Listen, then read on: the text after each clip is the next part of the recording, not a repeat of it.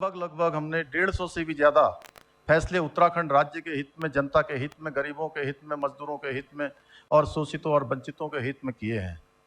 और मैं आपको विश्वास दिलाता हूं कि जैसा हमारे यहाँ पर बहुत सारे ऐसे नेतागण हैं, ऐसी पार्टियों के लोग हैं जिन्होंने अपने समय में कभी कुछ किया नहीं, वो केवल और केवल घोषणाएं करते थे, बड़ी बड़ी घोषणाएं करते थे।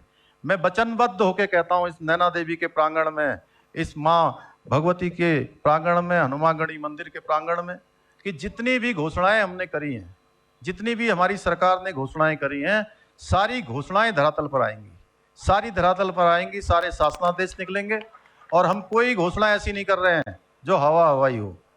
हमने पहले सारे ऑब्जर्वेशन कर लिए हैं, सारे आकलन कर लिए हैं, सारी गणना कर ली है, हमने वित्त का भी हिसाब लगा लिया है। उसके बाद हम यहाँ पर आकर घोषणाएं कर रहे हैं। पूरे होंगे, हमने कहा है, हमने अधिकारियों को भी कहा है, पूरे प्रदेश के अंदर आप सब लोगों के बीच में से बार बार ये बात आती थी कि अधिकारीगण हमारी बात नहीं सुनते हैं, जनता की सुनवाई नहीं होती है, हमारे प्रतिनिधियों की सुनवाई नहीं होती है। उसको लेकर ऊपर से लेकर नीचे तक हमने कुछ जरूरी जो काम थे, चाहे वो परिवर्तन के रूप में हो या अन्य रूपों में, हमने किए हैं। हमने कहा है 3 प्रकार की व्यवस्थाएं बनाई हैं। हमने कहा है सबसे पहले हम सभी चीज़ों को, जो जनता के काम हैं, जनता की समस्याएं हैं, जनता की आवश्यकताएं हैं या जनता की ज़रूरतें हैं, उन सब के लिए हम पहले नंबर 1 पर सरलीकरण की प्रक्रिया को अपनाएंगे। यानी कि अगर कोई भी काम हमारे अधिकारियों के पास आएगा, हमारे प्रतिनिधियों के पास आएगा, तो उसका हम सरलीकरण की प्रक्रिया करेंगे। और दूसरे नंबर पर हम उसको समाधान की ओर ले जाएंगे।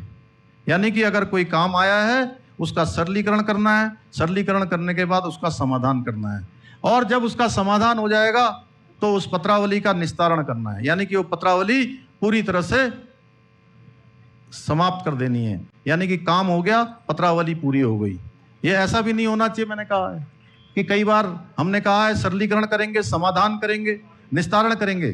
कहीं ऐसा ना हो कि पता चला काम आया और काम आने के बाद कह दिया कि नहीं, ये काम तो हो ही नहीं सकता, ये काम तो असंभव है, और उसका निस्तारण कर दिया। हमें इस प्रकार के निस्तारण की बात नहीं कर रहे हैं। हमने कहा है कि हम रास्ता निकालेंगे, हम समाधान करेंगे, उसका सरलीकरण करेंगे और उसके बाद उसका निस्तारण करेंगे।